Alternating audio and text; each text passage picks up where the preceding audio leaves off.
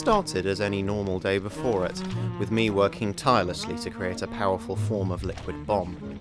A frivolous pursuit, no doubt a result of my youthful desire to make my degree seem more exciting.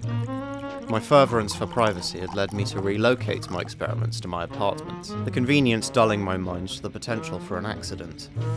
A potential which, at precisely noon, would be fulfilled.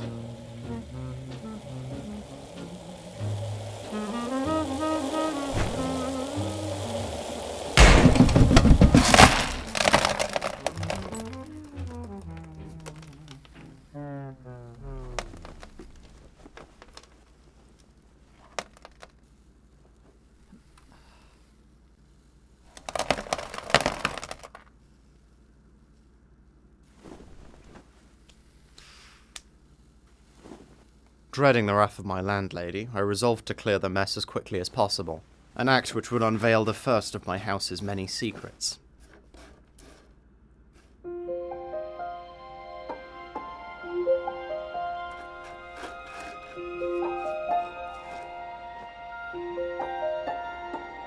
A skeleton, minuscule in its proportions, a veritable Lilliputian, a creature that had appeared to come from my loft.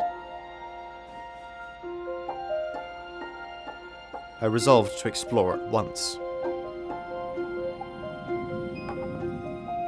I made my way to the loft, an area forbidden by my landlady, a ban whose seeming innocuousness vanished when I finally saw what lay within.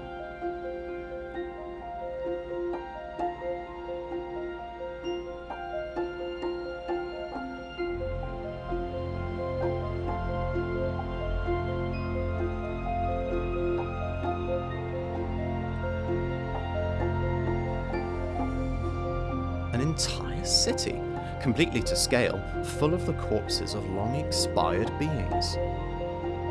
My very own cardboard Pompeii. It was my duty to find out more.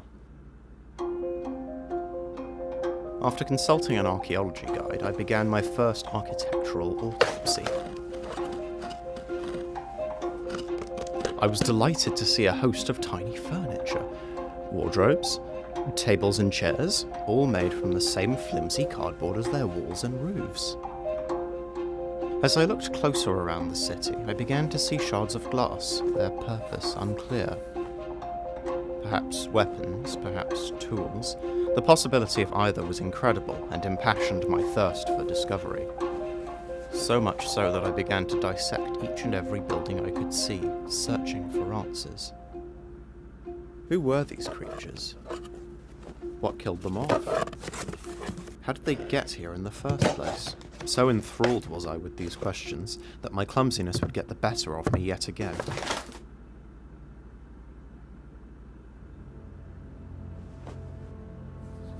At that time, all I could think to do was hope that it was a building without any archaeological significance.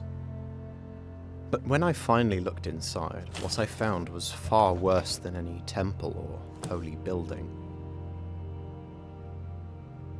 An art gallery, carefully curated and beautiful in its intricacy, a splash of colour against the brown of their world.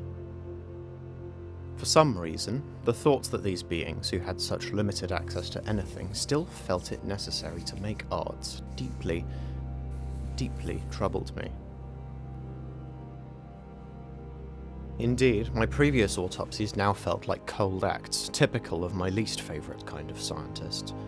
I shuddered to think of some higher being treating our own world with such callous disregard.